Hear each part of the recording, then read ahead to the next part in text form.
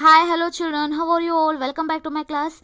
Today in this class we are going to continue our same lesson, that is physical and chemical changes. Okay, so let us remind some of the points which we have already done in our previous class, that is the types of changes. There are two types of changes, that is a physical change and the chemical change. Now what is the meaning of physical change?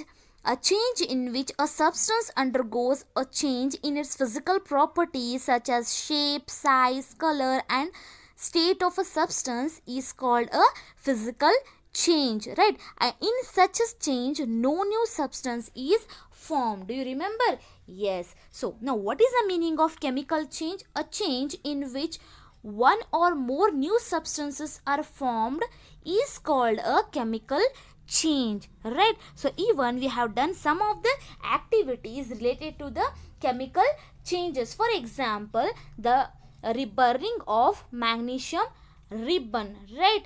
And the next one is the reaction of copper sulfate with iron, it produced iron sulfate and copper, right? So now let us do one more activity related to the chemical change.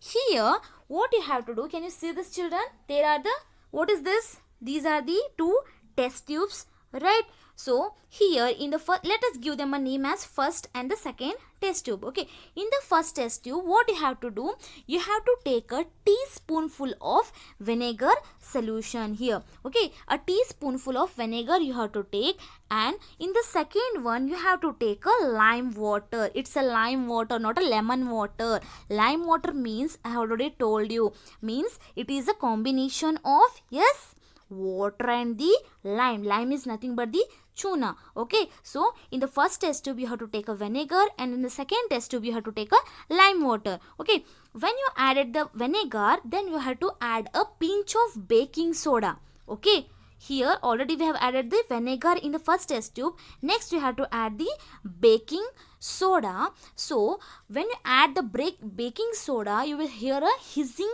sound and you will see the bubbles of a gas coming out. Okay, when the gas is coming out, you have to pass that gas through a bending tube. Here you can see you have to pass that gas with a bent tube to this lime water. Okay, so here in the first test tube, what will be the reaction here? See, when we added the vinegar, that is acetic acid, right? So baking soda, that is sodium hydrogen carbonate. Yes, so when you added vinegar with the baking soda, we got a gas that is nothing but the carbon dioxide, and the other substances will remain in the test tube. Okay, so here this is the first reaction, this is the first new substance we got, that is carbon dioxide, right? Okay, next when we passed that gas, okay, when we pass that carbon dioxide gas to this lime water, what will be the result, children? Can you tell me? Yes, when carbon dioxide is passed through a lime water, it will give a calcium carbonate. Here it is there. Okay, so carbon dioxide, that is CO2, when we passed this carbon dioxide gas to this lime water, that is CaOH2, it will give a new substance that is called a calcium carbonate, that is CaCO3 and water H2O. Okay, so here, see here how you came to know that there is a formation of new substance that is a calcium carbonate, means when carbon dioxide is passed through a lime water here, which makes lime water milky, this lime water, it turns into a milky. The turning of lime water into milky is a standard test of a carbon dioxide, right? It shows there is a presence of the carbon dioxide. Understood, children? Yes, here are the two equation. So here we got two new products. The first one we got a carbon dioxide along with some other substances, and the second one, when we passed this carbon dioxide to the lime water, we got one more new substance, that is a calcium carbonate and the water. Understood? Okay, so here now we can say that a change in which one or more new substances are formed is a chemical change. Even chemical changes are very important in our lives. All new substances are formed as a result of chemical changes. For example, burning of food, it's a chemical change, right? Or a photosynthesis or the digestion of food, these all are the one type of chemical change. Okay, and even the medicine which we take, yes, a medicine is a end product of a chain of a chemical chain of a chemical change. Okay, and even the useful materials which we use in our daily life, such as plastics, detergents, these all are produced by the chemical change. Understood, children? Okay, the next one is, in addition to new products, the following may accompany a chemical change. So we have seen that one or more new substances are produced or formed in a chemical change, right? So in addition to that product, there may be some other changes will occur. So which are those changes? Let us see. The first one is heat, light or other radiation may be given off or absorbed. Okay, for example, here in the first activity, the burning of magnesium, there we got some brilliant white light and even we got the heat. Yes, this is the example for first point. The second one is the sound may be produced. Here in the third activity, now just we have done, when we added baking soda in the vinegar, we heard the hissing sound, right? So this is the example for second one. Next one is, a change in smell may takes place or a new smell may be given off. In the case of when we burn leaves or wood, you will get some kind of smell. And even when food gets spoiled, it produces a false smell. It produces some bad or dirty smell, right? It's a kind of chemical change, right? So next one is, a color change may takes place. In the second activity, in the last class, we have studied that the reaction of copper sulfate with the iron, it produces iron sulfate, right? It produces iron sulfate and the copper, and there is a change in color from blue to green. There is a change in the color, right? So next one is, a gas may be formed. So here in the case of third activity, here when we added baking soda with the vinegar, it produced a carbon dioxide gas, right? It produced a gas, yes, which we passed into the lime water, which turns into milky, so it produced a gas, right? Okay, so next one is, okay, see here, these all points we can see in a single example, that is a explosion of a fireworks. Here, explosion of a fireworks. The explosion of fireworks is a type of chemical change, right? So when you burnt up the crackers, it produces a heat, light and even a sound and even unpleasant gases and smell that pollute the atmosphere, that is very harmful to the atmosphere. So that is why you are advised not to play with the fireworks, right? So these all points can be covered in a single example, that is the explosion of firework, because it produces heat. Yes, the firework produces a heat, light, and second one, it produces sound, and it produces this one smell, and it produces change, even a color. Yes, here you can see it becomes a very beautiful colors, yes, when you burnt it. Next one is here, last, gas. Of course, it produces some kind of gas, right? So this is the best example for to describe all these points.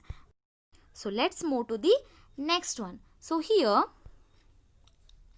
rusting of iron, which is very familiar to you, right? When we have discussed in the last class, while we were starting the what is the meaning of chemical change, I have given you the as an example, right? So now once again, let us study little more about this rusting of iron. The rusting of iron, if you leave a piece of iron in the open for some time, it acquires a film of a brownish substance, right? So this substance is called the rust, and the process is called the rusting. Here you can see, this is the picture of the rusting. The brownish color will form. So here, when iron comes in contact with oxygen and water, it reacts and forms a brown colored substance over it. It is called the rust. So this is called the rust, and that process is called the rusting.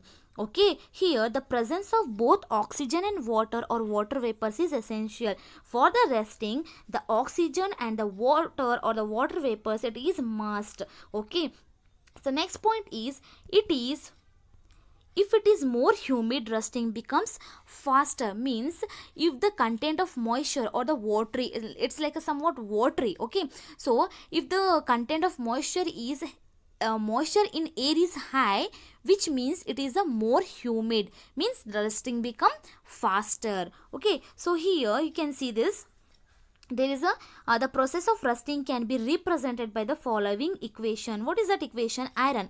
It is called the Fe. The symbol of iron is Fe because the Latin name for iron is a ferrum. So that Fe is came from the Latin. Okay, so Fe. Next is oxygen, that is O2 from the air, and water, that is H2O. So when the iron is mixed with the oxygen and the water, it will become a rust, right? We have discussed here, it will become a rust. So that rust is nothing but the iron oxide, Fe2O3. Understood, children? So when the iron is come in contact with the oxygen and the water, it will produce a rust. That rust, that is a new substance called the iron oxide, that is Fe2O3. Understood, children?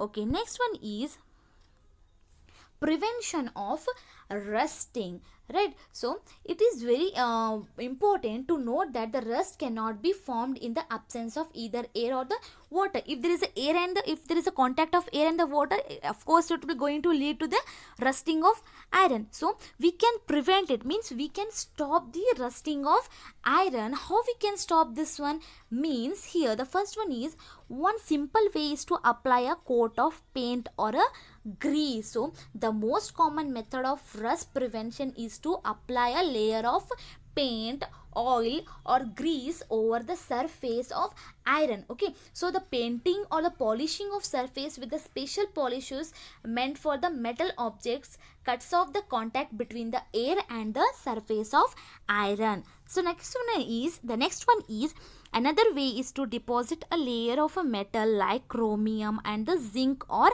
iron. So another way is that we can deposit the layer of a metal like chromium or the zinc. Okay, so these zinc and the chromium, they both are the chemical elements. So we can deposit or we can apply the layer of a chromium or the zinc on the iron to prevent it from the rusting. The next one is, this process of depositing a layer of zinc on iron is called the galvanization. Here, yes, what is galvanization?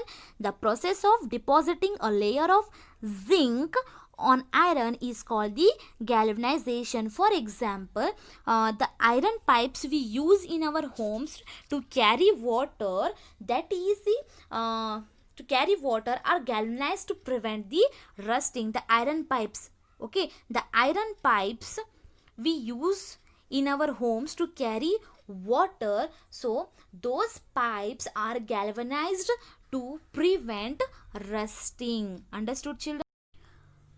Okay, now let's move to the next concept, that is crystallization. Okay, crystallization means a large crystals of pure substances can be formed from their solution. The process is called the crystallization. What is the meaning of crystallization? Large crystals of pure substances. Crystals is nothing but the small pieces. Okay, later we'll come to know after doing the activity. So large crystals of pure substances can be formed from their solutions. This process is called the crystallization. Let us know one activity. So first one, here what you have to do, you have to take one beaker. This is called the beaker, already you know it, right? So in a beaker you have to take a cup full of water, then add a few drops of sulfuric acid. Okay, first you have to take a cup full of water in the beaker. Next you have to add a sulfuric acid, a few drops of sulfuric acid into that water. So when it start, next what you have to do, you have to heat that water. Okay, you have to heat this water. Next, when it starts boiling, when the water starts boiling, add a copper sulfate powder. Here you have to add the copper sulfate powder into that solution. Okay, so next one, you have to add the copper sulfate solution powder slowly while stirring continuously. You have to stir it continuously, and you have to goes on adding that copper sulfate powder till no more powder can be dissolved in that water. Okay, next what you have to do, you have to filter the solution. Here you have to filter the solution by using a filter paper. Okay, next what you have to do, you have to allow it to cool, let it to be cool for few minutes. Okay, you have to let it to be cool for few minutes. Next here, okay, okay, first you have to, what you have to do, you have to let it to be cool and don't disturb. Okay, do not disturb the solution when it is cooling. Okay, after some times you can observe there is a crystals of a copper sulfate. Here you can see, you will find some crystals of a copper sulfate. Okay, so this is called the crystallization. Here now you came to know what is the definition of crystallization. Here, large crystals of pure substance can be formed from their solution. We have took the solution of a copper sulfate, right? We have took the powder, and when we boiled it in a water and a sulfuric acid solution, and when we kept it for cooling, we got the crystals of that solution. We got the crystals. Here, large crystals of pure substance can be formed for this solution. We got the crystals from that solution. So this is called the crystallization. Understood, children? Okay. Okay, now you tell me, is it a chemical change or a physical change? Yes, come on, tell me whether this one, the crystallization, this process, whatever we have done here, the activity, whether it is a chemical change or a physical change. Yes, come on. Do we got any new substance here? Yes, from the copper sulfate solution, we got the copper sulfate, crystals of copper sulfate, right? We didn't get crystals of iron sulfate or any other, right? Any other materials or any other substance. We got the crystals of copper sulfate only. So it means it's a physical change. Understood, children? Okay. So today we have learnt the one more new activity of chemical change. We came to know the more about the chemical change and the rusting of iron, the galvanization. Next, what is the meaning of crystallization? Understood, children? Okay, hope you all understood all these concepts very well.